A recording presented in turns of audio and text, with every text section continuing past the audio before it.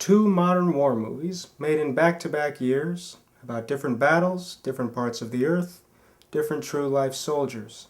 Both raised up controversy for the wrong reasons. I'm here to defend both of them. First, Lone Survivor is, I think, a new, modern war masterpiece. Peter Berg went all out in making this. Mark Wahlberg considers this his proudest achievement, and I agree, this is his best performance. It also features highlight performances from Taylor Kitsch, Emile Hirsch, Ben Foster, and Eric Bana. It also has great performances from the actors playing the Afghan villagers. It starts inside a military camp where a mission gets set, only to later see the mission go wrong, causing an ambush and some heartbreaking losses. It sends a rush of emotions to you. It is devastating. It is heartbreaking. And then it quickly gets full of tension. It moves fast. It leaves no seconds of relaxation. While it tells a great story about the American soldiers, it also tells a great story about Afghan villagers, something we wouldn't know without having read the book. I want you to see this movie for yourself so you can see exactly what happens. This is a new great war film. It tells two sides of the story, tells it terrifically.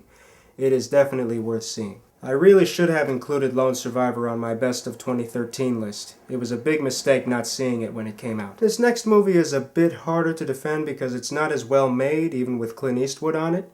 In American Sniper, we see the true story of Chris Kyle. It's based on his autobiography of how he was regarded as the deadliest sniper in U.S. history. This film depicts, soldiers. It shows the problems that soldiers must face when they go into combat, what drives them in combat, how they deal with life away from their families, and how they deal with life when they get home.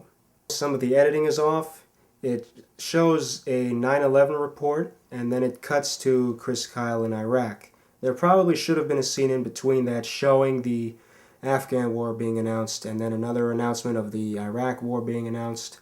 And there probably should have been a scene showing some soldiers being sent to Afghanistan while other soldiers be sent to Iraq.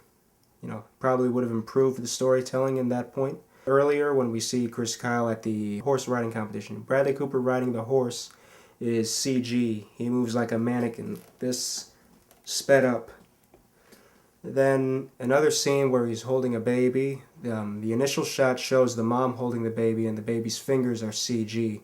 Then it cuts to the baby being a baby doll and you see Bradley Cooper holding the baby. He moves his thumb like this to make it look like the baby's arm is moving. It's too noticeable. But then the story continues. An enemy sniper gets added to the story for dramatic effect. A lot of war movies do that. It mainly tells the story from the American side. There are plenty of great war movies out there that focus on one side of the battle. I think this is a really nice contemporary war picture. Clearly supports our troops and while telling the true story of a great sniper. Much like Sergeant York when it was made in 1941 during World War II to represent the World War I generation, American Sniper for this generation.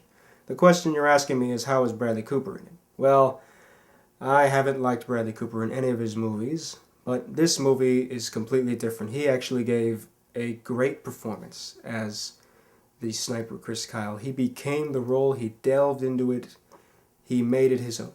I now consider this the new Bradley Cooper. Not the old Cooper, the new Cooper. I'm curious to see what he will make next. Two modern war movies. Neither are war propaganda. They're both very, very good war movies. Lone Survivor, great war masterpiece. American Sniper, nice contemporary war picture for our time. You should check them out. They are good movies. Very good. See you around.